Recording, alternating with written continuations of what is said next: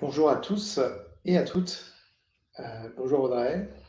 Bonjour, Euh, Comment ça va? ça va bien, j'aime bien ces débuts, C'est- c'est toujours on meuble un peu. Bonjour à Exactement. tous. Bon, voilà, on attend une bonne centaine de personnes pour ce LinkedIn Live sur un thème. Et le thème, c'est comment investir dans les startups du droit. Vaste sujet qui mobilise beaucoup de réflexions, beaucoup de confrères, beaucoup d'experts depuis un petit moment maintenant. Et on va essayer de s'attaquer à ce sujet-là, puisqu'il y a encore énormément à faire. On va essayer de vous partager une première idée de là où on en est, de ce qu'on peut faire et de comment on peut le faire. Et je vous parlerai en exclusivité de LegalStorm. LegalStorm qui est... Enfin, j'aurai l'occasion de vous en parler, je ne vais pas spoiler. Combien sommes-nous sur le live? Est-ce que ça arrive progressivement? En principe, on attend toujours 2-3 petites minutes avant de vraiment tout déclencher. Donc, voilà, ça arrive progressivement. Je propose qu'on commence à se présenter. On va peut-être certains qui ont des déjeuners de prévus après, ça nous permet d'avancer. Euh, Audrey, qui es-tu? Alors, je m'appelle Audrey Chemouli. Moi, j'ai cofondé il y a un peu moins de 3 ans un cabinet d'avocats qui est spécialisé dans l'accompagnement des professionnels libéraux. Mon objectif, c'était de me dire, c'est pas possible que nos confrères prennent pas le tournant de l'entrepreneuriat. Moi, c'est quelque chose qui m'a passionnée et mon idée, c'était de dire, heu, en fait, on a tous, en tête, des statuts, des pactes et cetera. Mais ça, c'est le socle, d'une réflexion qui doit, intervenir autour d'un projet entrepreneurial et il me semble que la meilleure manière de réunir les gens, c'est de les réunir d'abord autour d'un projet et d'abord autour d'une idée. Et ça n'est qu'après que le juridique, va se mettre en œuvre. Et évidemment, ce juridique doit être le reflet du projet, mais ça doit être le projet d'abord. Et donc c'est, je pense, comme ça que j'aborde mes dossiers et c'est comme ça que je fonctionne et que je travaille, avec mes clients. Et je pense que c'est cette dimension-là que les gens aiment et la façon dont et pour enrichir, cette dimension entrepreneuriale que j'essayais de donner au projet de mes clients, j'ai créé un podcast avec Charlotte Hugon qui s'appelle Avocat Génération Entrepreneur, qui est un podcast qui est dédié à l'interview de spécialistes ou d'avocats, qui ont profondément changé le business model du cabinet d'avocats. Par ailleurs, je suis dans un syndicat qui s'appelle ACE et j'ai, la chance aujourd'hui d'être, sur une liste, pour les élections au Conseil national des barreaux. Vous avez dû normalement recevoir vos petits courriers avec les codes. Du coup, je vous invite à essayer de voter, voilà, pour, le 28 novembre.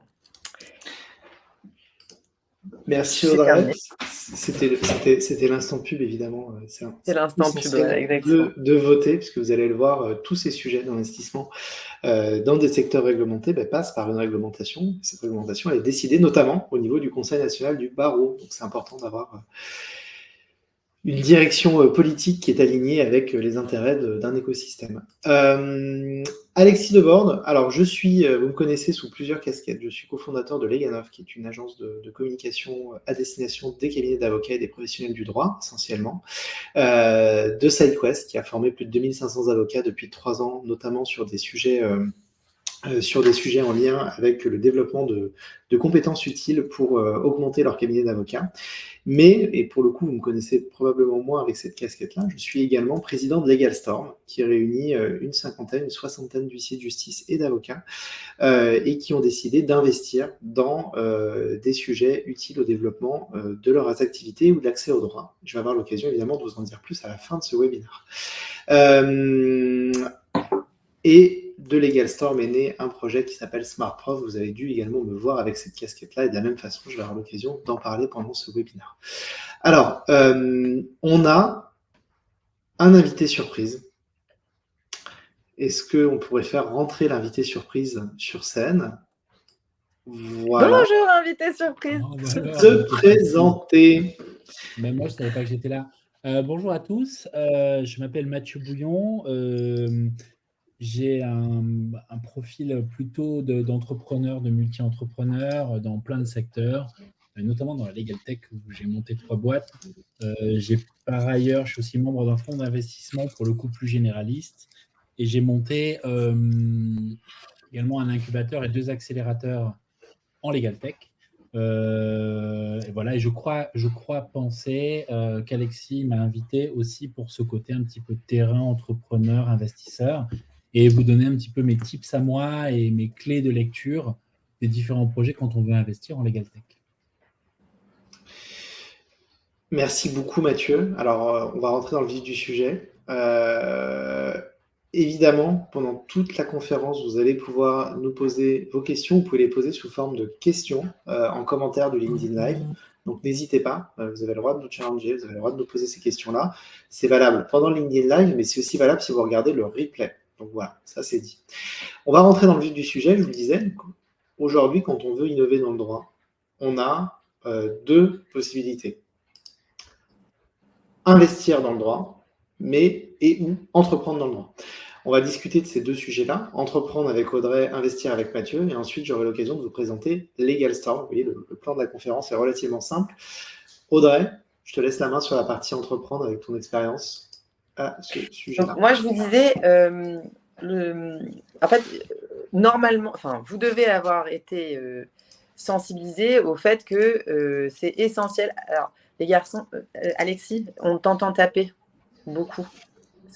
Pardon. Donc, en fait, vous devez avoir été sensibilisé à l'intérêt de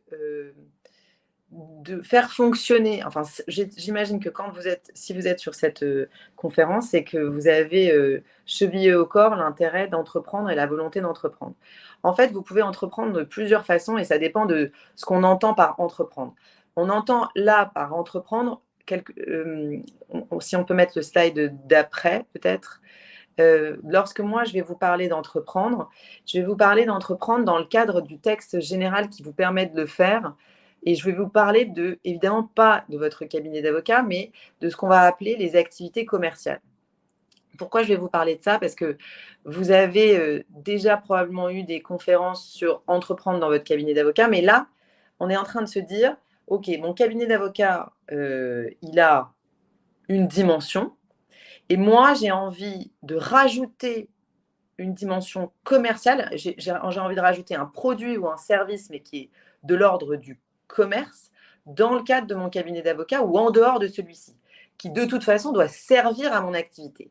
Je vais vous expliquer pourquoi.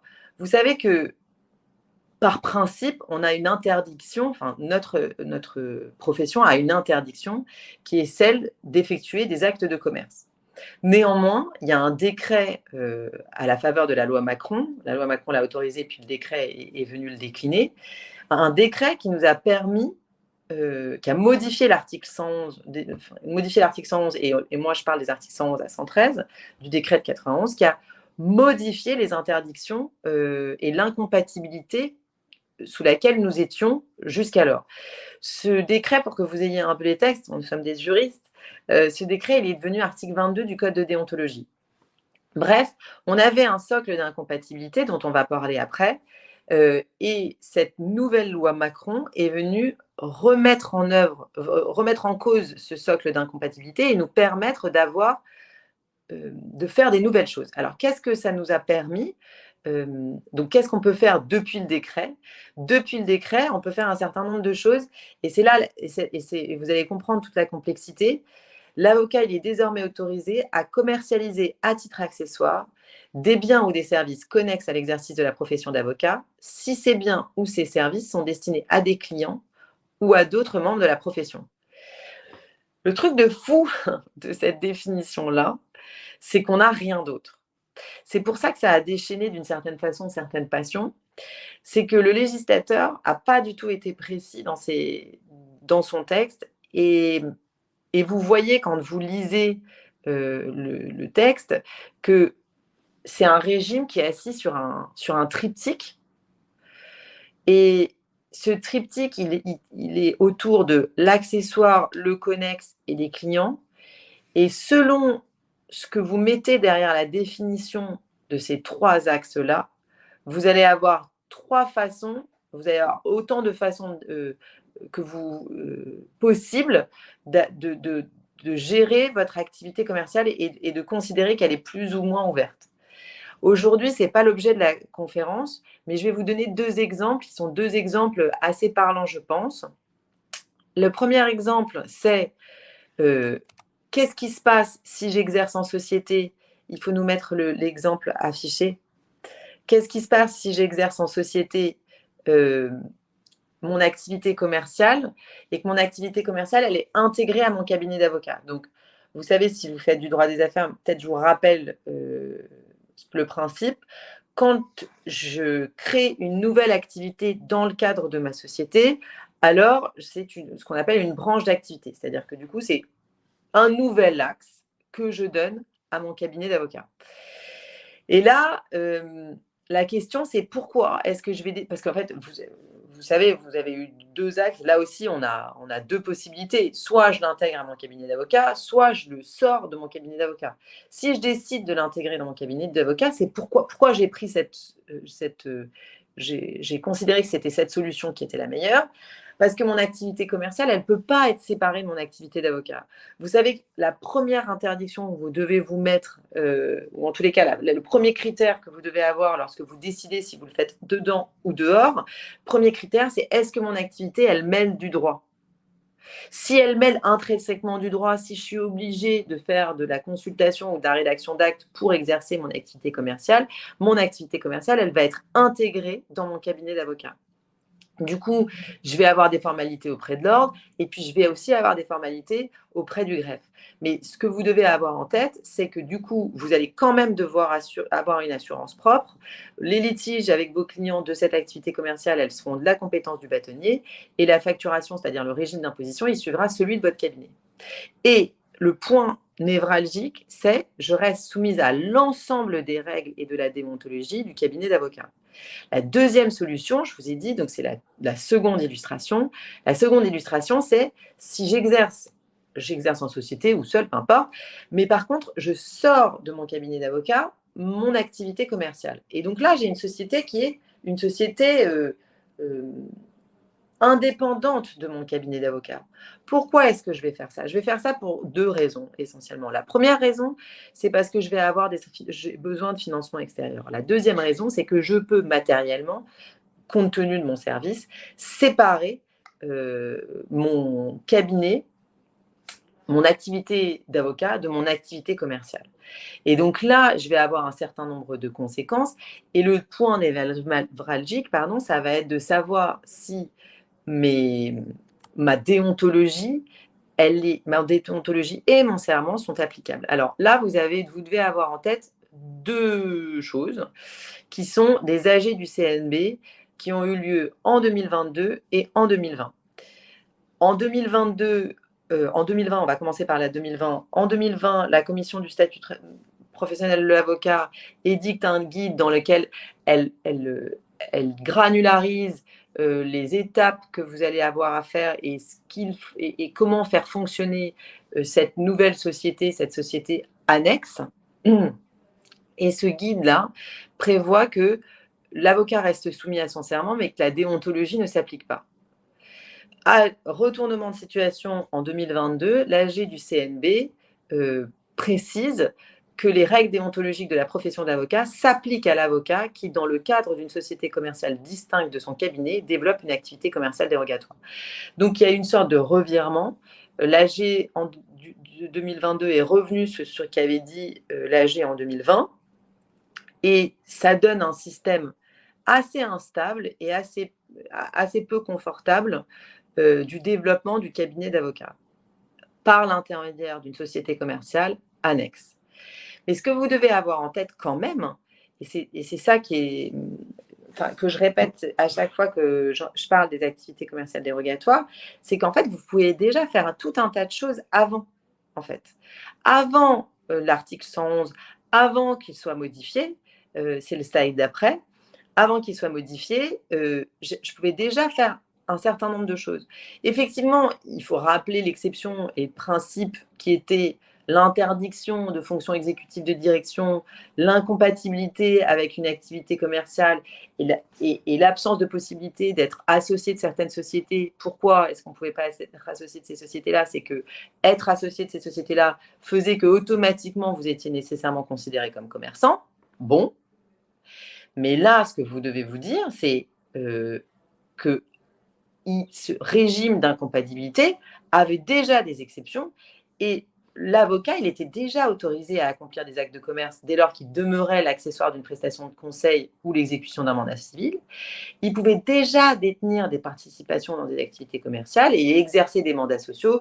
Bon, ça nous concerne un peu moins pour la gestion des intérêts familiaux. Mais ce que vous devez avoir en tête, c'est que l'exception de l'article 111, elle ne s'applique que pour autant que vous êtes mandataire social de la société commerciale. Parce que vous pouvez tout à fait avoir une vie d'entrepreneur accomplie parce que vous êtes simplement investisseur. Vous voyez un projet qui est intéressant et selon une grille de lecture dont on va parler dans pas longtemps, vous allez y investir. Donc, c'est à mon avis ce qui devait être absolument dit dans un premier temps. Rappelez. Merci beaucoup Audrey. Effectivement, tu fais une transition parfaite vers cette deuxième manière d'innover dans le droit. C'est tout simplement d'investir dans des projets. Écoute, Mathieu, tu es l'invité surprise, mais je pense que tu es le mieux placé de nous tous pour en parler. Tu vas découvrir les slides. À toi de jouer. Comme tu y vas. Alors, investir, pourquoi investir? Il y a plusieurs motivations, il y a plusieurs intérêts. Il y en a une qui vient en tête instantanément. Évidemment, c'est gagner de l'argent. On investit pour gagner de l'argent. Investir en start-up, c'est potentiellement faire des jolis multiples, même si on sait très bien que la probabilité de réussite reste en dessous d'autres types de placements. Ça reste la première motivation. Aujourd'hui, quand on interroge des business angels aguerris qui font beaucoup d'investissements sur ces sujets-là, quels sont vos premiers leviers de motivation pour investir dans les startups? Gagner de l'argent, ça arrive en position 4 ou 5. Il y a beaucoup d'autres raisons aujourd'hui d'investir dans un écosystème startup, à plus forte raison le legal tech, celui dans lequel on travaille tous. Vous pouvez investir pour rencontrer des fondateurs, l'échange humain avec des gens dynamiques, qui ont une vision, qui ont une envie, qui ont une façon d'exécuter, ça apporte beaucoup de choses. Vous pouvez aussi investir pour faire partie de l'aventure, accompagner un projet, pour quelque part goûter à l'énergie, l'électricité, vibrer aux côtés de cette équipe qui est en train peut-être de changer le monde, ou en tout cas changer notre monde. Vous pouvez investir aussi parce que vous voulez prendre des compétences en entrepreneuriat. Peut-être que accompagner un projet, c'est aussi commencer à comprendre comment ça marche l'innovation et comment on fait tourner une boîte de droit commercial qui n'a pas les mêmes contraintes que vos pratiques. Ça peut être redistribué à l'écosystème. Vous travaillez très bien, vous réussissez très bien, vous vous dites « j'ai envie de contribuer à l'innovation du secteur ». J'ai envie d'accompagner, d'aider, de tendre la main vers des gens plus jeunes que moi, la relève, quelque part, la nouvelle génération. Ça peut aussi vous aider à faire évoluer votre propre pratique, ce que vous allez apprendre des projets que vous suivez, vous pouvez le réinjecter dans ce que vous faites au quotidien. Vous pouvez aussi détecter des opportunités, alors pourquoi pas des opportunités d'investir plus. Si vous êtes corporate, des opportunités peut-être de racheter des sociétés ou simplement des opportunités peut-être de rejoindre des projets, ça s'est beaucoup vu, des investisseurs qui au début sont minoritaires finissent par rejoindre sur les fonctions opérationnelles les startups dans lesquelles ils étaient initialement investisseurs. Ça a été mon cas un jour par exemple, j'en connais d'autres. Voilà, donc investir, c'est pas juste gagner de l'argent, c'est plein de choses et il faut vraiment être autant intéressé par le chemin que par l'arrivée. Parce que l'arrivée a une probabilité qui est incertaine. Par contre, les autres éléments, vous pouvez être sûr que le bénéfice est instantané. Alors, rapidement, je vais vous parler de ce qu'est aujourd'hui le marché de l'investissement, les levées de fonds et les startups en France. D'abord de manière globale, legal tech, mais tout autre secteur confondu. Et après, on va descendre et faire un petit focus. Alors, vous l'avez sûrement vu passer, mais 2022 a été une année record. Et puis, il y a eu certains disent une explosion de la bulle de l'investissement. 2021, on est à presque 3 fois. Alors, c'est en cours d'année, donc ça va pas. C'est pas l'atterrissage fin 2023, puisqu'on est encore en novembre, mais on va atterrir probablement à 40% de moins d'investissements globaux. Ça s'explique aussi parce qu'en 2022, il y a une vraie flambée des valorisations, il y a une vraie flambée des levées de fonds. L'argent était hyper facile à trouver pour les startups et on était dans un rapport de force où il y avait plus d'argent que de projets à financer et du coup, les porteurs de projets avaient le choix, ils pouvaient vraiment choisir leur fonds d'investissement, pas seulement sur les montants qu'ils étaient prêts à mettre, mais sur d'autres critères. Parce que les entrepreneurs ont aussi leurs propres critères quand ils lèvent des fonds. Est-ce que je m'entends bien avec les gens? Est-ce que leur thèse d'investissement colle avec ce que moi, les valeurs de ma boîte, ou est-ce qu'eux peuvent apporter plus que de l'argent, du réseau, du conseil, de l'accompagnement? Aujourd'hui, ce n'est plus le cas. Aujourd'hui, les projets, c'est compliqué. Il y a beaucoup de levées de fonds qui capotent avant d'arriver au bout. Il y a beaucoup de boîtes qui ont levé énormément d'argent en 2022 avec une cible de lever encore plus d'argent en 2023-2024 qui se retrouvent un petit peu enquiquinés aujourd'hui. Vous avez sûrement, ou pas, mais vu passer l'histoire de Luco, cette InsurTech qui aujourd'hui est un peu en vente à la casse parce qu'elle avait vraiment un plan de financement sur plusieurs années et il s'avère qu'en cours de route, le plan de financement a capoté, donc la boîte aussi. Donc aujourd'hui, voilà, les levées de fonds, c'est beaucoup plus tendu et du coup, le marché revient en faveur des investisseurs qui ont pour le coup beaucoup plus le choix. La Legal Tech, pour faire un focus, la Legal Tech n'échappe pas à la tendance. La Legal Tech, on a 44% de levée en moins sur 2022 et 2021. Et pour être honnête avec vous, la Legal Tech n'était déjà pas le secteur qui levait le plus d'argent en 2022. C'était loin derrière des marchés comme la FinTech ou la Deep Tech, les trucs très technologiques avec l'intelligence artificielle en tête. Et on parle de 15 levées de fonds en 2022. Donc, c'est très, très peu dilué. C'est centré sur quelques projets. Donc, ça ne fait pas beaucoup de projets. Qu'est-ce qu'on se dit là? On se dit qu'il n'y a pas beaucoup de. Enfin, les startups Legal Tech aujourd'hui sont peu accompagnés par les fonds d'investissement ou les investisseurs. Déjà, quand c'était le cas des autres secteurs, quand les autres secteurs marchaient bien, c'est déjà le cas. Alors maintenant que c'est compliqué pour tout le monde, ça l'est encore plus pour la Legal Tech. Mais quand on regarde la réalité du marché, pas du marché de l'investissement, mais du marché réel de ces boîtes-là, on se rend compte qu'elles ont triplé leur chiffre d'affaires depuis 2019. Elles ont fait 70% de plus déjà depuis entre 2021 et 2022. Donc, le marché se porte bien. Les boîtes grandissent, elles trouvent des marchés, elles trouvent des clients. Donc, qu'est-ce qui se passe quand il y a un secteur dans lequel, d'un côté, il y a peu de gens qui sont intéressés pour acheter, je parle des investisseurs, là, pour le coup, et que les boîtes, à côté de ça, cartonnent, eh bien, ça crée, pour des personnes qui se placent en position d'investisseur, des opportunités. Il y a ces boîtes galèrent pour trouver de l'argent, et elles sont rentables et en croissance. Il y a des coûts à faire. Quand je dis des coûts, c'est des coûts long terme. Je ne pense vraiment pas à l'investissement comme une opportunité de spéculation. C'est vraiment un projet d'accompagnement. Il y a des opportunités à faire. Encore faut-il choisir les bonnes. Alors, comment on fait pour choisir les bonnes opportunités? C'est là où je vais vous partager 2-3 petits trucs que moi j'ai repérés. Première intuition, sur quels critères il faut investir? Est-ce qu'on investit sur une bonne idée? Alors, si vous voulez une bonne idée de startup, vous allez sur Amazon et vous tapez idées de startup et vous avez à peu près 80 bouquins qui contiennent en moyenne 300 idées de startup. Donc, et toutes ces idées sont bonnes. En vrai, elles sont bonnes. Il n'y a rien qui soit vraiment pourri, ou en tout cas, s'il y en a, ce n'est pas la majorité. Ce que j'essaye de vous démontrer là, c'est que les idées n'ont pas de valeur. Surtout dans l'entrepreneuriat startup, où l'idée de base, qui est l'idée fondatrice du montage de la boîte, est rarement l'idée qui gagne à l'arrivée. Ce qu'on valorise, ce n'est pas l'idée de départ, c'est la capacité de l'équipe à adapter son idée au marché une fois que le projet est lancé. Donc, on va plutôt s'intéresser à l'équipe qu'à l'idée, vraiment. Je vous prends une illustration rapide. Quand je gérais l'incubateur du barreau de Paris, est arrivée une candidate, une porteuse de projet, qui avait une idée à laquelle aucun membre du jury ne croyait, moi le premier, mais on a cru en cette personne. Et on a fini par la prendre en disant on pense qu'elle est dynamique, on pense que son idée pivotera et changera, et on pense qu'elle en fera quelque chose de grand. Et cette personne, c'est aujourd'hui mon associé dans la boîte dans laquelle je travaille aujourd'hui, Samia Badourali, pour ceux qui la connaissent dans l'écosystème Legal Tech, et qui aujourd'hui, on est sur un projet ensemble qui n'a rien à voir avec l'idée pour laquelle elle a pitché à l'incubateur, parce qu'elle a eu l'intelligence, le talent et la détermination de faire évoluer son idée en fonction de ce que lui disait le marché. Les mauvaises idées drivées par les bonnes équipes enterreront toujours les bonnes idées drivées par les mauvaises équipes. Allez, je fais une deuxième illustration. Imaginez, on est en 2006, En 2006, Internet ressemble un peu à ce qu'il est aujourd'hui, mais il y a quand même différents certains aspects. Par exemple, le plus gros site de vente de produits, de petites annonces entre particuliers, c'est eBay, sur un système d'enchères. eBay, c'est un site américain, ils dominent le monde, ils ont je ne sais pas combien de millions de transactions chaque jour, et en France aussi, ça se compte en centaines de milliers. Et en 2006, imaginez, vous êtes investisseur, un porteur de projet vient vous voir. eBay existe, hein, donc ce n'est pas eBay dans lequel on propose d'investir, c'est un autre projet. Voilà, bonjour, moi j'ai un projet, c'est un site de petites annonces. Je vais concurrencer eBay. Déjà, vous rigolez. J'ai envie de bon, raconte-moi ton projet quand même. Alors, par rapport à eBay, tu vas faire des enchères, mais mieux? Non, je ne vais pas faire d'enchères. Bah, tu vas faire quoi alors? Bah, juste des petites annonces et les gens mettent le prix.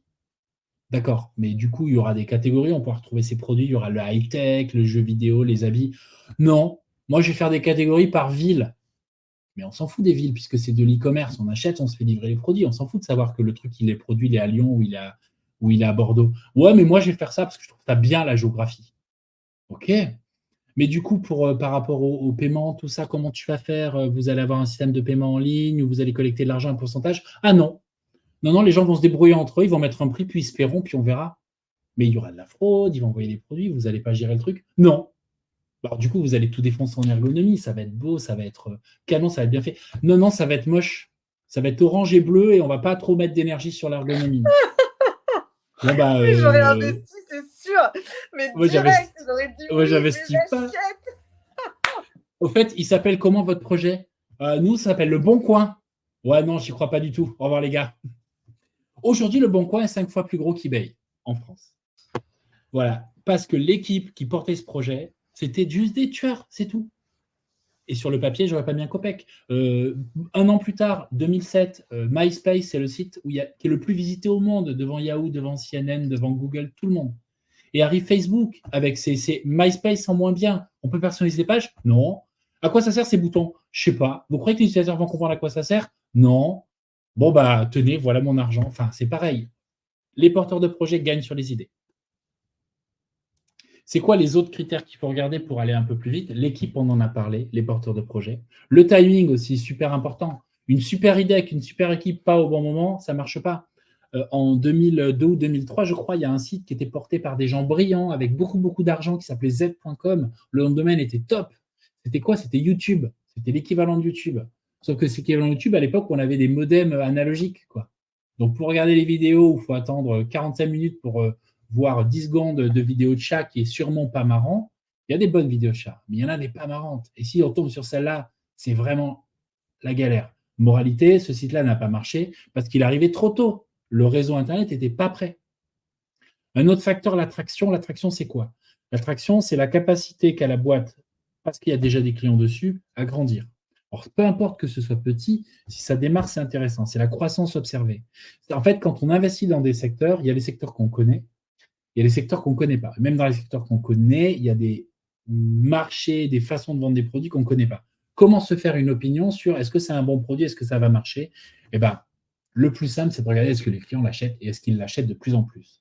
Donc, une des premières questions à poser sur les projets, en fonction du stade où ils en sont, c'est vous avez des clients qui vous achètent et c'est quoi votre courbe de croissance? Est-ce que vous avez une traction qui vous tire vers le haut, vers l'avant? C'est un peu le témoignage des pairs. Moi, je ne comprends pas ce que vous faites, mais s'il y a des clients qui ont l'air contents de ce que vous faites, alors j'ai tendance à croire que ça marche. On regarde aussi le marché. Le marché, j'ai discuté avec une investisseuse professionnelle.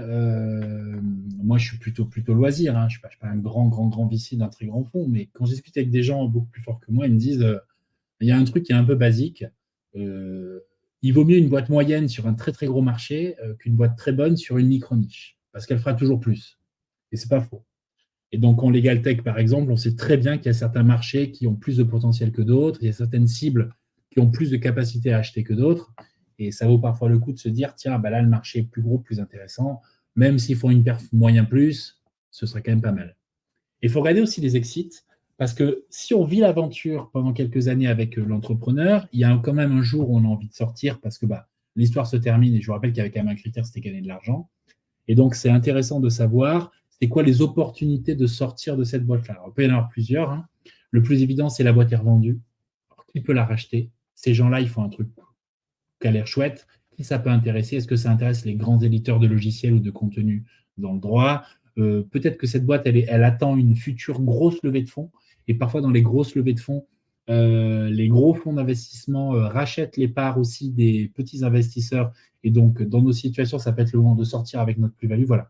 C'est toujours bien de regarder aussi, je rentre sur l'autoroute, on va rouler un petit moment sur l'autoroute, c'est bien que j'ai déjà en tête où est la sortie, quoi. Ça, c'est générique à toutes les sociétés. Vous allez vous rendre compte, en fait, que quand vous rentrez un peu dans le détail, en fonction du stade de maturité de la société, on ne va pas regarder tout à fait les mêmes choses. Je vais vous montrer une matrice qu'utilise un fonds d'investissement américain. Alors, je l'ai gardé brut parce que je trouve que c'est intéressant de le voir comme ça, pour voir un peu comment il résonne. On pourra la partager après en fonction des tailles de boîte. Ça ressemble à ça. C'est un fonds qui est dans l'Oregon. Les colonnes, c'est les stades de maturité des entreprises. Précide, c'est des sociétés qui sont en phase prototype. Il y a des utilisateurs qui jouent déjà avec, ils n'ont pas vraiment commencé à encaisser de l'argent, ils sont un peu en phase expérimentale. Seed, ils viennent de lancer et ils cherchent leur marché, leurs clients et l'adaptation entre le produit et le client. Ce qu'on appelle le product market fit, vous avez vu, c'est la première ligne. Serie A, c'est une boîte qui commence déjà à avoir, elle n'est pas forcément rentable, mais elle se rapproche de la rentabilité. Elle a une vraie grosse activité, des clients et une équipe. Et série B, c'est une boîte qui est déjà qui roule et qui a besoin de lever des fonds pour, par exemple, partir à l'international. Dans nos cas, surtout quand on est des primo-investisseurs, on est rarement impliqué sur les séries B, assez rarement sur les séries A. C'est plutôt précis des sites qui vont nous intéresser. Okay. Sur les lignes, on a les différents critères qu'il faut regarder. Product Market Fit, c'est ce que je disais tout à l'heure. Est-ce que leur produit est adapté à leurs clients? Est-ce qu'on voit que le produit marche chez les clients? Est-ce qu'ils l'achètent? Est-ce qu'ils sont fidèles? Est-ce qu'ils réachètent? Le go-to-market, le GTM, c'est la capacité qu'a la boîte à commercialiser, à pousser, à vendre très simplement son produit. Est-ce qu'il y a une bonne équipe de sales si ça se vend avec des commerciaux? Est-ce qu'ils sont forts en acquisition sur Internet si ça se vend tout seul sur le web? La vision, c'est où est-ce que la boîte veut nous emmener? La roadmap, c'est quoi le chemin qu'ils va l'emprunter pour nous emmener là? Leadership team, c'est juste l'équipe. Et customer traction, j'en parlais tout à l'heure, c'est est-ce qu'ils sont tirés? Je ne vais pas rentrer dans le détail de tout, mais pour vous illustrer les trucs, alors, il y a des chiffres dans ce tableau. Ce sont des Américains, d'accord, avec un marché américain. Vous divisez tout par 5. D'accord, c'est comme ça, c'est clair. Ça vous permet aussi d'avoir des référentiels locaux. Donc, par exemple, si je prends le cas, si je compare Précide et Seed, Product Market Fit, donc est-ce que leur produit est OK avec leurs clients? En Précide, on va regarder quoi? Ce projet est très, très, très, très jeune. Je ne peux pas attendre qu'ils aient 1 million d'euros de chiffre d'affaires. OK, mais est-ce que déjà, ils ont des prospects qu'ils ont identifiés, qui confirment que ça a l'air d'être le bon produit, qui confirment que la façon dont la société propose son service, ils auraient envie de l'acheter et qui sont plutôt intentionnistes à utiliser ce produit-là. Alors qu'en seed, la boîte commence à tourner. Là, on ne va plus chercher des prospects qui disent « ça me plairait bien », on va chercher des gens qui payent. Est-ce que vous avez déjà des clients qui payent? Est-ce que ces clients qui payent seraient déjà prêts à témoigner que le service est canon et qu'ils le recommanderaient à leurs potes? En go-to-market, par exemple, on va regarder est-ce que leur stratégie de commercialisation a l'air bien. Ensuite, on va regarder est-ce que leur stratégie de commercialisation marche tellement qu'ils ont déjà un tunnel de prospects de 3 millions d'euros, vous divisez par 5, de 500, 600, 700 000 euros prêts à signer. Ils vont les transformer ou pas, peu importe. On est en seed, c'est un peu tôt pour le savoir. Mais est-ce que déjà, ils ont des prospects intéressés? En série A, si je vais à un truc à gauche, c'est carrément est-ce qu'ils montrent qu'ils savent vendre de manière répétée, qu'ils ont une vraie démarche de vente, qu'ils ont bien compris comment marchent leurs clients et qu'ils ont compris les principaux indicateurs de leur vente? CAC, LTV, churn, c'est rapidement coût d'acquisition client. Lifetime value, c'est combien leur apporte un client pendant tout le temps où il va rester 1 an, 2 ans, 3 ans abonné à leur service. Et churn, c'est quel taux de clients se désabonnent de chez eux par an. Voilà, je ne vais pas tout vous descendre. Sur l'équipe, par exemple, en Précide, on va regarder s'il y a plusieurs fondateurs, s'ils sont complémentaires, s'ils ont déjà accompli des choses dans leur vie passée. Et s'il y en a un qui habite en Oregon, ça c'est spécifique à ce fonds qui est dans l'Oregon, donc on s'en fiche. Et s'ils ont une expérience en commercialisation. Vous allez voir qu'en seed, on va déjà regarder si l'équipe est déjà plus structurée, si ils ont des belles références et s'ils commencent à inculquer une culture positive dans leur boîte. Alors qu'en série A, par exemple, on va regarder si l'équipe est beaucoup plus structurée et s'ils ont une capacité à recruter les talents et à les garder. Pas du tout pertinent en Précide et en seed. Voilà. Ça, je vous le laisserai. Il y en a plein sur Internet aussi qui font cette analyse-là. en fonction du stade de la boîte, on investit. On ne regarde pas les mêmes critères quand on investit tôt et qu'on investit tard. Vous l'aurez compris, ça va sans dire, ça va mieux en le disant. En fonction du stade où vous allez investir, le capital va vous coûter plus cher à l'investissement parce que la boîte aura déjà démontré un certain nombre de choses. Donc, l'espérance de gain à la fin est potentiellement plus petite. Si vous achetez des parts en précis de la boîte, par exemple, est valorisée, je dis n'importe quoi, 1 million d'euros. Donc, je prends un chiffre rond, peu importe, si vous mettez 100 000 euros, vous aurez 10%. Si cette boîte a une velléité à devenir une boîte à 100 millions, ben, vous aurez fait x100 sur votre investissement. Mais par contre, le risque est très fort, c'est précis. On n'a pas encore confirmé que la boîte savait vendre. Donc, il y a un rapport rendement-risque qui est celui-là. Il y a un rendement peut être potentiellement très fort, le risque est très fort. Si vous montez en série A, vous êtes sur une boîte qui a démontré qu'elle savait déjà vendre, qu'elle savait déjà s'approcher de la rentabilité, staffer, fonctionner, exécuter. La boîte vaut déjà 10 millions quand vous rentrez. Donc, si vous rentrez avec vos 100 000 euros, vous n'aurez plus que 1%. La boîte peut toujours valoir 100 millions. Donc, au mieux, vous aurez fait x10. Et x10, c'est très bien. Hein. Vous minimisez le risque, mais vous réduisez un petit peu le rendement. Donc, l'arbitrage, il se fait là.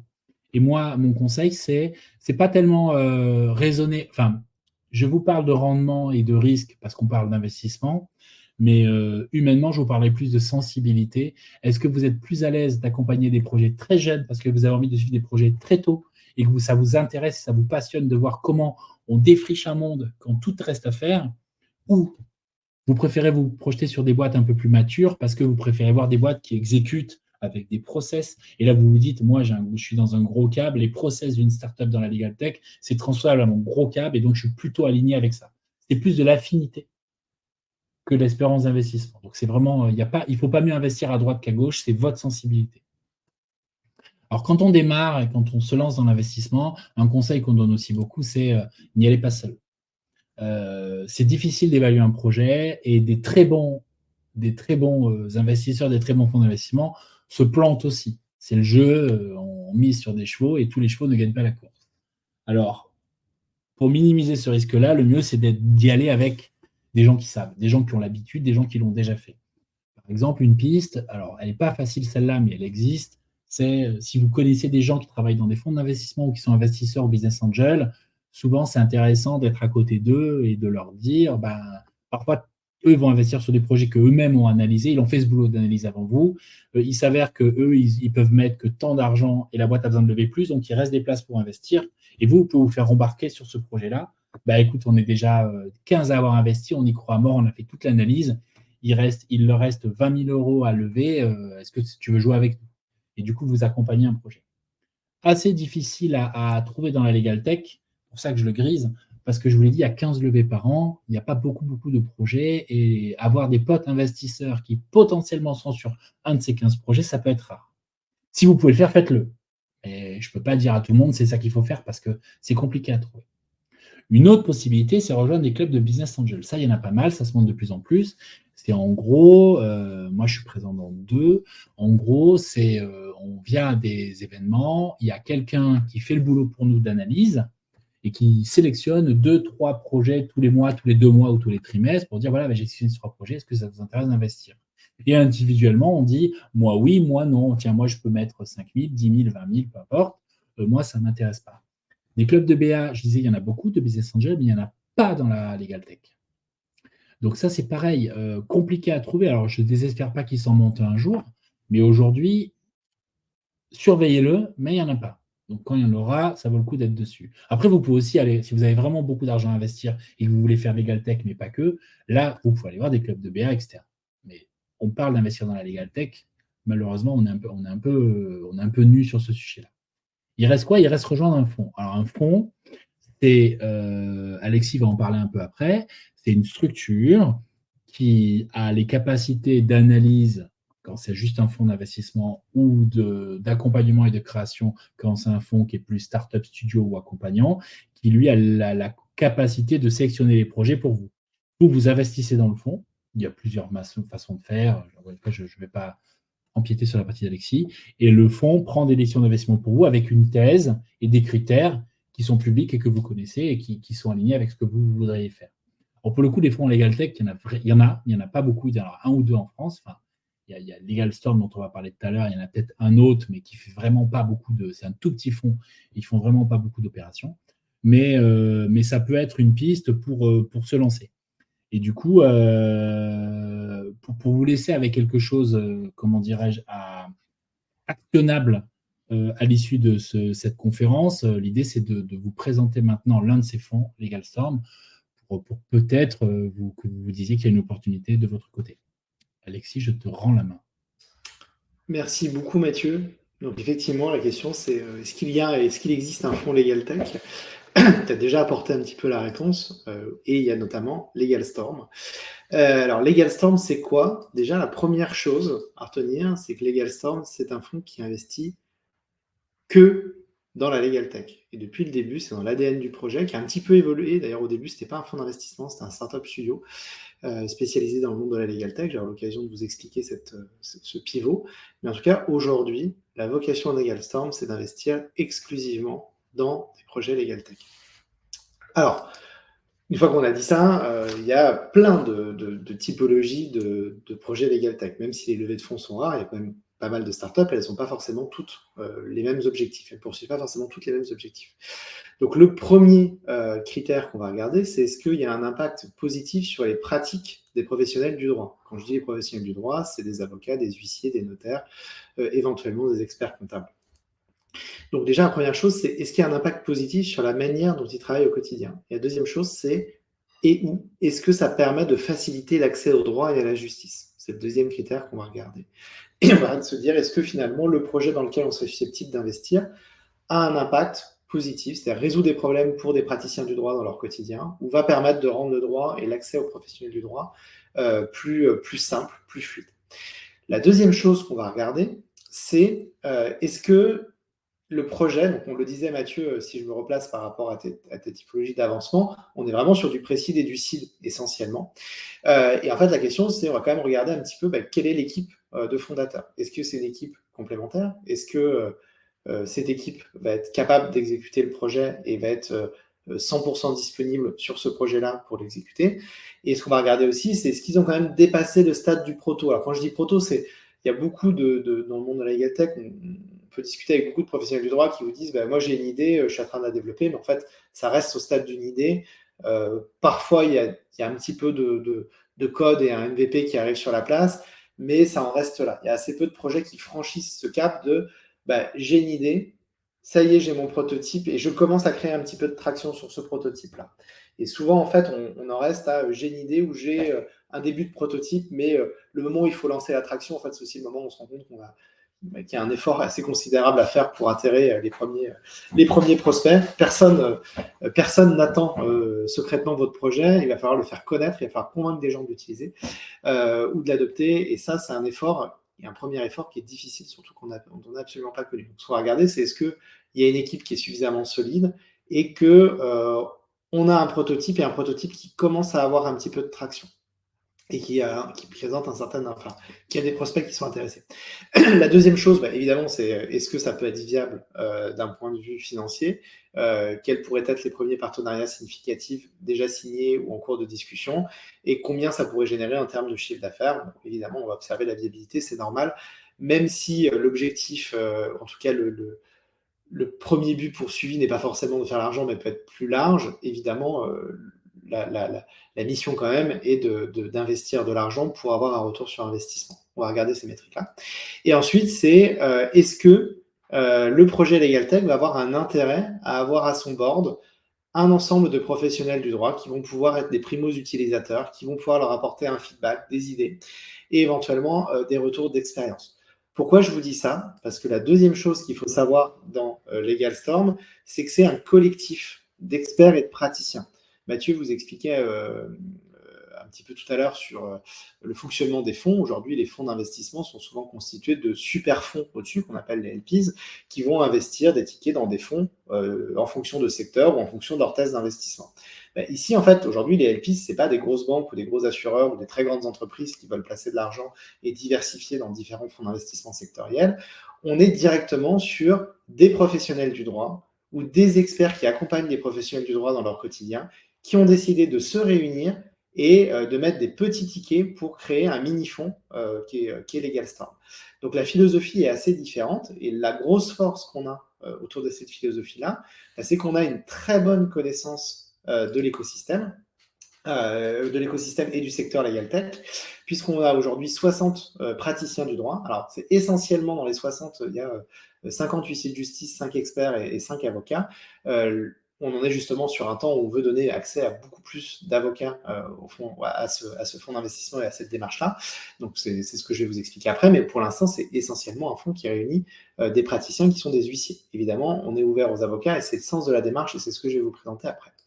La deuxième chose, c'est qu'on réunit des experts du secteur. Alors, c'est des gens comme Mathieu, comme David Klein, par exemple, à qui je pense, qui a été un des tout premiers à nous rejoindre, qui développe des outils métiers pour les huissiers de justice, enfin pour les commissaires de justice aujourd'hui, etc. Donc, on réunit un certain nombre d'experts du secteur qui connaissent très bien la transformation du secteur, qui connaissent très bien les différents acteurs qui aujourd'hui innovent et existent sur ce marché-là, et qui vont du coup permettre d'avoir une hyper expertise du marché, qui vont bien l'enregistrer. Et puis enfin, c'est des organisations et des entreprises. Aujourd'hui, en organisation, on a par exemple l'Union nationale des commissaires de justice, qui est actionnaire de LegalStorm et qui investit au sein de la structure. Donc tout ça pour vous dire que l'intérêt et ce qui fait la singularité de LegalStorm, c'est d'avoir ce pôle d'experts investisseurs et de praticiens qui vont être soit des primo-utilisateurs, soit des personnes qui connaissent extrêmement bien le monde de la Legal Tech et des projets qui circulent sur la Legal Tech et qui vont nous permettre du coup de choisir des projets qui ont en tout cas plus de chances d'aller jusqu'au bout. Comme tu disais Mathieu, quand on investit au début, en pré-seed ou en seed, le risque est très important. Donc plus on a une connaissance à la fois du secteur, des idées qui vont être développées et des personnes qui les portent, plus on le connaît, plus on limite potentiellement la casse. Donc voilà, ça c'est ce qui fait la singularité de LegalStorm et je place la problématique à l'envers, c'est que comme on est un pôle d'experts et de praticiens du droit, on a aussi une hyper expertise qu'on peut mettre à la disposition dans le cadre d'un board des startups pour venir enrichir leurs réflexions, pour les aider à aller plus vite, pour les aider à éviter des erreurs et ainsi de suite. Alors, comme je vous le disais au tout début, si je fais un tout petit peu d'histoire, LegalStorm au tout début, c'est pas un fonds d'investissement, c'est un startup studio. Et en fait, l'objectif, c'était de réunir une cinquantaine d'huissiers et d'avocats qui ont investi 220 000 € en 2020. Il y a eu un concours bancaire d'Interfimo qui nous a donné 200 000 €, enfin pas donné, prêté 200 000 € qui ont permis du coup, au début, l'objectif c'était de développer des projets. Donc on avait 5 prototypes, on a choisi d'en développer un premier. Ce premier prototype, c'est SmartProv. Donc je vais avoir l'occasion de vous en parler après, puisqu'aujourd'hui, en fait, LegalStorm détient 20%, un petit peu plus de 20% de SmartProv, qui est la première startup qui, pour le coup, est sur un stade, Mathieu, tu le disais, on est sur un stade de seed, on a passé le pré-seed. SmartProv est une entreprise qui aujourd'hui va faire environ 100 000 € de chiffre d'affaires en 2023. Donc, on commence, si on dévisse tes métriques par 5, on est vraiment au moment du site, quoi. Et il faut confirmer un certain nombre de choses. Donc, pour information, je dirige SmartProv, c'est mon quotidien aujourd'hui. C'est vraiment 95% de mon temps est consacré à SmartProv. Et voilà. Alors, ce pivot-là, on s'est rendu compte de quoi? Et pourquoi on a pivoté d'un startup studio qui avait vocation à développer des prototypes et à faire passer des prototypes d'une idée à un proto qui commence à se vendre? Tout simplement parce qu'en fait, ça demande des fonds et une énergie assez considérable de lancer un prototype. C'est ce que je vous expliquais un petit peu en amont.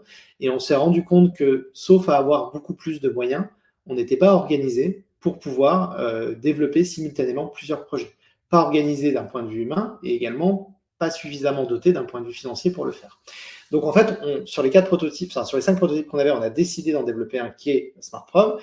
Puis ensuite, on s'est dit, OK, si on veut aller plus loin, si on veut être beaucoup plus fort, il va falloir réorganiser les structures. Donc en fait, LegalStorm va devenir un mini fonds d'investissement qui va détenir des participations dans SmartProv, dans lequel aujourd'hui il y a des business angels, un autre fonds d'investissement spécialisé dans la verticale de la blockchain et de l'assurance qui est également investi dans SmartProv, et SmartProv vit sa vie, évidemment, avec une ADN de départ qui est celle de LegalStorm, et ainsi de suite. Donc, on a fait ce pivot, et donc l'idée, c'est de se dire, on ne va plus continuer à développer des prototypes et à démontrer que ces prototypes peuvent être viables avec une première traction commerciale. On va au contraire se dire qu'on va investir dans des projets qui correspondent à l'ADN de départ de LegalStorm, c'est-à-dire avoir un impact positif sur les pratiques des professionnels du droit et ou qui vont faciliter l'accès au droit et aux professionnels. Donc, on a réorganisé juridiquement tout ça. en 2022. Et donc aujourd'hui, on a stabilisé le projet SmartProf qui commence à faire ses preuves et qui commence à se développer et à aller dans la bonne direction. Et donc aujourd'hui, on en est là, c'est de se dire que c'est très bien. On a fait un début de preuve de concept également avec LegalStorm et une cinquantaine d'huissiers de justice. Maintenant, on a envie d'aller plus loin, on a envie de diversifier nos investissements. Et pour ça, on réouvre le capital. Cette fois, on va l'ouvrir essentiellement aux avocats. Évidemment, s'il y a des commissaires de justice qui veulent nous rejoindre, ils le peuvent. Mais l'idée ici, maintenant, c'est de faire rentrer des avocats et ça va être de diversifier nos investissements. C'est-à-dire que LegalStorm va avoir évidemment toujours 20% de SmartProf, mais l'idée, ça va être d'investir dans différents projets. Donc, concrètement, comment elle se passe cette aventure? Et puis ensuite, je vous en dirai un petit peu plus sur les projets et la typologie de projets dans lesquels on aimerait investir avec l'argent de la levée de fonds qu'on est en train de réaliser. Donc, la première chose, c'est que la levée de fonds en cours, les modalités sont assez simples. On vise 495 000 €. La levée de fonds sera close dans tous les cas si on lève 150 000 €. Le prix d'une part, donc il y a 330 parts à souscrire, 330 parts de 1 500 €. Et la valorisation pré-monnaie de LegalStorm est évaluée à 495 000 €. C'est-à-dire qu'en fait, on fait une dilution à hauteur de 50% pour faire rentrer d'autres professionnels du droit ou d'autres experts qui sont autour de cet écosystème-là. Et donc, du coup, à quoi correspondent ces 495 000 € pré-monnaie, donc avant la levée de fonds en cours? Tout simplement, ça représente les 20% d'actifs détenus par SmartProf. Et ça représente également les autres actifs et la dynamique qu'on a commencé à créer. Et je vais vous expliquer pourquoi les prototypes qu'on a commencé à créer aujourd'hui ont une valeur et participent d'un bien. Alors, je vous le disais, au-delà des modalités financières, à qui ça s'adresse? À des professionnels du droit et du chiffre ou à leur structure d'exercice. C'est-à-dire que vous pouvez tout à fait vous dire, moi, mon cabinet d'avocat y croit, on décide d'investir par l'intermédiaire de mon cabinet dans LegalStorm. Et les experts qui interviennent régulièrement dans votre secteur et qui connaissent très bien le monde du droit et du chiffre. Il y a une deadline, évidemment, et elle est relativement courte. On est sur une levée de fonds qui est collaborative auprès d'un écosystème. Il faut investir avant la fin de l'année 2023, donc avant le 31 décembre. Ces investissements sont éligibles aux 150 OB de terre. Alors, je ne vais pas rentrer dans les détails fiscaux, mais je peux vous envoyer une note à ce sujet si vous le souhaitez. En revanche, LegalStorm étant un fonds d'investissement, elle n'a pas de salariés, donc vous n'êtes pas éligible à une réduction de votre impôt sur le revenu. Concrètement, je vous le disais, l'objectif, donc, c'est de lever 495 000 €. L'objectif de cette levée de fonds, ça va être d'investir dans 4 à 8 nouveaux projets dans les 2 prochaines années. Donc, des projets qui vont évidemment remplir l'ADN de LegalStorm de manière totalement fictive, parce que tous ne sont pas en levée de fonds. Je vais vous prendre des projets que je trouve aujourd'hui intéressants et qu'on trouve intéressants avec les associés actuels du projet. Il y a par exemple des projets qui vont répondre à une problématique qui est la problématique du recrutement et de la sous-traitance dans les cabinets d'avocats essentiellement. Et il y a 2 projets aujourd'hui qui répondent à ces questions-là. Alors pour le coup, c'est des projets qui sont en phase de levée de fonds. Iris et Thémis, qui veut modifier complètement la perception de la marque employeur et du recrutement et permettre finalement à des cabinets de petite ou moyenne taille de faire valoir leur singularité et d'aller attirer des talents et de les garder ensuite au sein de leur cabinet. Donc il y a tout un travail qui est réalisé à ce niveau-là par Lila-Louise Maréchaux qui porte le projet.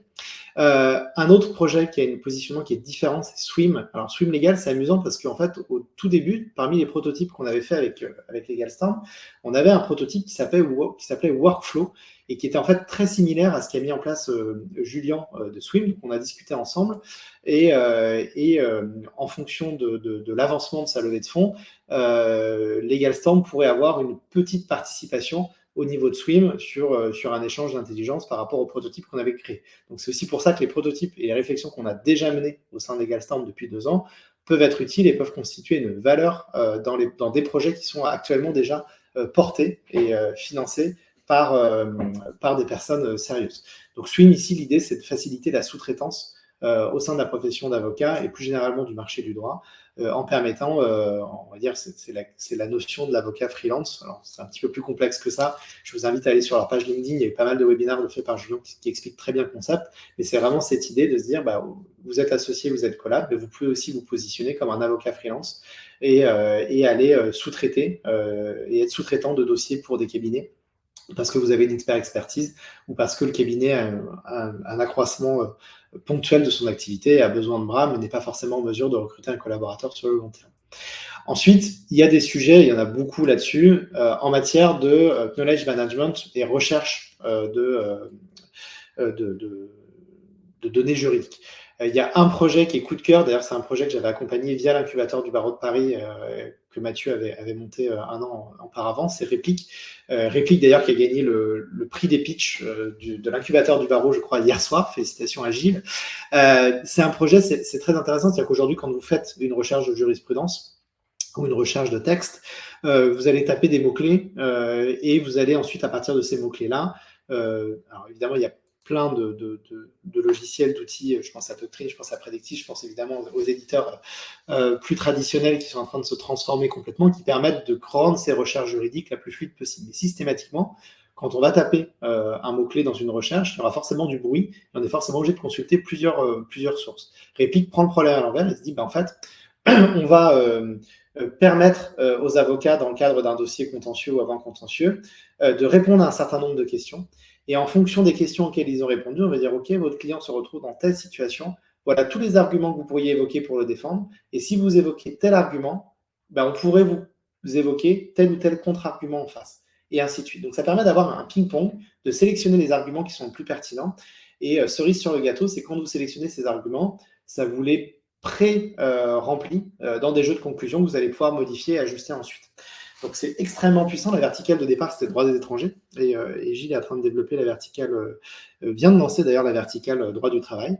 Donc voilà, vous vous rendez compte que ça, c'est typiquement un projet qui renverse un petit peu la manière dont aujourd'hui on fait des recherches juridiques et on crée des conclusions. Et je trouve que le projet est particulièrement intéressant. Et puis après, vous avez des projets qui vont vraiment toucher à l'accès au droit, aux données ou à la justice. Je prends 3 exemples ici, alors qui sont à des niveaux de maturité différents. Myléo, qui est porté par un confrère avocat, enfin pas confrère, mais par un avocat, parce que je ne suis pas avocat, mais par un avocat, et qui s'attaque à la question des actions conjointes en matière de droit, donc qui vont permettre de rendre accessible des actions un petit peu complexes à des justiciables. Vous avez un projet que j'adore qui est Papers, que je trouve extrêmement intéressant. Alors ils ne sont pas du tout en phase de levée de fonds, et puis pour le coup ils ont un niveau de maturité où on serait plus à mon avis sur une série A, voire même peut-être un petit peu au-dessus, mais qui va rendre extrêmement intelligibles toutes les données de société, et même plus largement toutes les données de jurisprudence ou même de débat parlementaire maintenant, au niveau des procédures du droit. Je pense que vous connaissez tous d'ailleurs Papers, vous l'avez tous déjà utilisé. Donc c'est un projet qui, et donc du coup leur modèle économique ensuite va être de vendre en API à des entreprises ces données-là, tout en permettant une gratuité quand même pour l'internaute.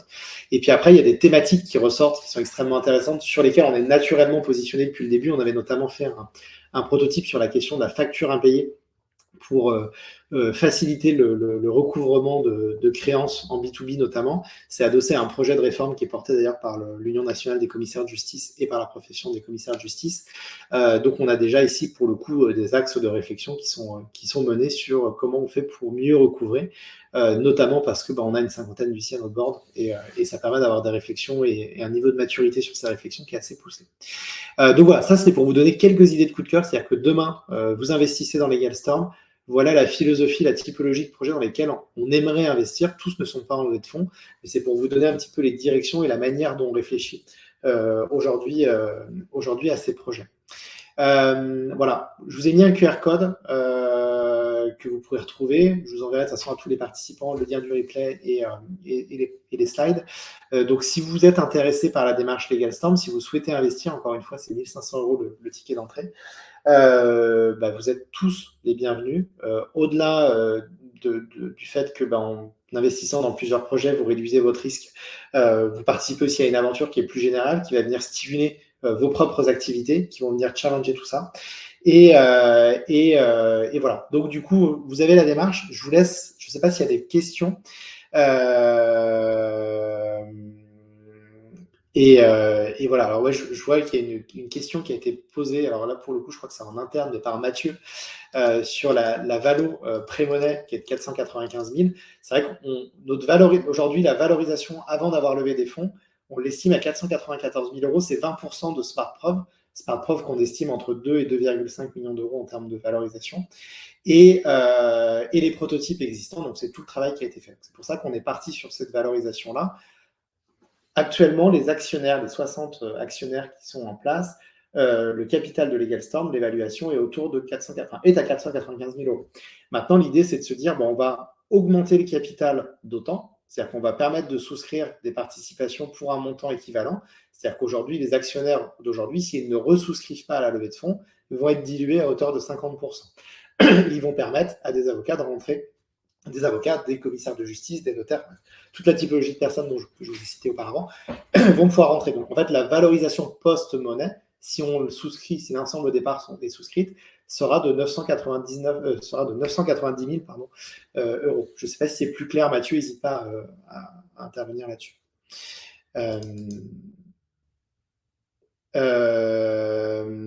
Est-ce que vous avez des questions? Alors, je ne vois pas s'il y a eu des questions sur le live en même temps. N'hésitez pas à Il n'y en a pas sur le chat, mais okay. Vous pouvez les poser sur le chat et on les Et Audrey, Mathieu, vous êtes libre de poser des questions parce qu'en fait, je ne vous ai pas vraiment présenté cette partie-là en préparant l'intervention. Bah, moi, tu l'as, ma question. Mais c'est vrai que sur un fonds, les valos ne sont pas les mêmes que sur les boîtes. C'est vrai que c'était un peu... Oui, c'est le fonds, oui, bien sûr. C'est pas la même chose que sur les boîtes. C'est pas les boîtes, c'est pas la valeur des boîtes. Alors, pour le coup, la valorisation de LegalStorm, comme la participation unique, celle qui a le plus de valeur, est en fait adossée sur la valorisation. Oui, en l'occurrence, pour l'instant, qu'on a estimé de cette manière-là au regard de la dernière levée de fonds qu'on avait fait il y a 1 an et demi. On n'avait aucune traction commerciale et ainsi de suite. La valorisation de SmartPreuve était de 850 000 euros post-monnaie. Donc là, on a travaillé depuis. On a un premier acteur de l'assurance client, on a McDonald's, on a différentes références qui commencent à devenir assez fortes et un chiffre d'affaires qui est évidemment encore insuffisant pour être rentable, mais qui montre qu'il y a une certaine traction, qu'on est sur un niveau CID et qui justifie du coup de ce niveau de vol. Audrey, tu as des questions toi de ton côté? Pas pour l'instant, non, merci. Ok, Mathieu, tu as d'autres questions? Ouais, moi j'ai on les posera en aparté parce que sinon on peut faire 1 heure dessus. Mais moi j'ai des questions sur les projets coup de cœur. J'ai envie de voir les 13, ceux qui sont levés de fonds, est-ce qu'ils ont des decks, tout ça. Tu m'enverras ça? Alors, je crois qu'il y en a peut-être certains qui nous suivent, parce que j'ai vu que Julien et Lila Louise notamment étaient présents et présentes. Donc, du coup, je pense que tu peux leur écrire en direct, ou vous pouvez leur envoyer d'ailleurs vos decks en direct. Ensuite, sur les autres projets, ils ne sont pas forcément au levée de fonds aujourd'hui, que ce soit Réplique, MyLeo, qui est en fait une structure qui est pas encore levée de fonds, Papers, alors ils ont fait un post il y a quelques semaines en disant si on ouvrait le capital à nos utilisateurs, est-ce que ça vous intéresserait? Donc ils ont lancé une perche comme ça. Ouais, j'ai vu, c'est fou, j'ai vu ça. J'ai vu, mais alors du coup, je ne sais pas si Paper, ça va continuer absolument, parce que je ne sais pas si vous avez vu le nouveau site du gouvernement qui a remplacé Infogreffe. C'est étonnant, hein. Je l'ai pas à mon avis, il faut regarder. Par expérience, on rentre dans un débat qui est un peu idiot, mais par expérience de ce genre de truc, Paper, ça aura toujours 4 coups d'avance. Et le gouvernement fait un move, et puis pendant 10 ans, il ne va rien se passer. Paper ne va pas s'arrêter de bouger. Tu vois. Oui, c'est vrai. Mais à date, je ne suis pas sûre que c'est tout à fait juste. Et à date, je ne sais pas si... je regarderai toujours sur Paper, tu vois, par exemple. À date. Parce que c'est un site couplé avec les impôts, donc c'est assez intéressant. Mais c'est quel site? C'est le nouveau Infogreffe ou on ne parle pas de ça? En fait, ça ne s'appelle pas Infogreffe, du coup. Et ça s'appelle Nouvelle Entreprise. Je me souviens plus. Bon, bref, ça, c'est peut-être pas très intéressant là pour les gens, mais voilà. On aura un lien. Ok. Tu hésites, si tu as des questions sur les critères des coups de cœur et ainsi de suite, c'est très ouvert. Là, j'ai mis juste moi les boîtes que je suis un peu et qui m'intéressent et ou qui m'ont été remontées par nos actionnaires actuels, mais c'est très ouvert. Toi aussi, Audrey, d'ailleurs, qui a rencontré pas mal qui interviewe régulièrement des entrepreneurs du droit. Moi, je suis d'accord avec Lila Louise aussi, Passion Papers. Qu'est-ce qu'elle a dit, Lila Louise? Qu'elle est Passion Papers, comme nous tous. C'est vraiment oui, non, mais bien. Regardez, voilà, ça y est, j'ai retrouvé le truc. Ça s'appelle l'annuaire des entreprises. C'est le meilleur nom. Alors.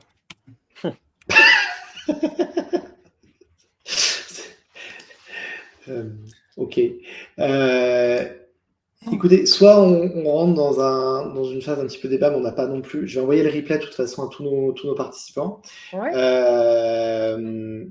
Évidemment, je suis à la disposition de tous pour répondre à vos questions sur cette levée de fonds. J'aurai l'occasion de faire pas mal de présentations et un bon gros roadshow là, dans le mois qui vient, ce qui est normal. Donc l'objectif, c'est d'aller chercher ces 500 000 euros, quasiment 500 000 euros, qui vont nous permettre collectivement de faire des choses super. Donc voilà, si ça vous intéresse, vous êtes évidemment les bienvenus. Et on compte sur vous et je suis à votre dispo pour répondre à vos questions, pour vous en dire plus sur les projets qui nous intéressent aujourd'hui. N'hésitez pas, si vous avez aussi des projets qui vous semblent intéressants, vous avez tout à fait le droit de nous les envoyer. Et voilà. Et je remercie beaucoup Audrey et notre invité surprise Mathieu de s'être prêté à cet exercice et à ce jeu. Merci. Merci beaucoup. Au revoir. Je le place. Au revoir. Tu l'as placé.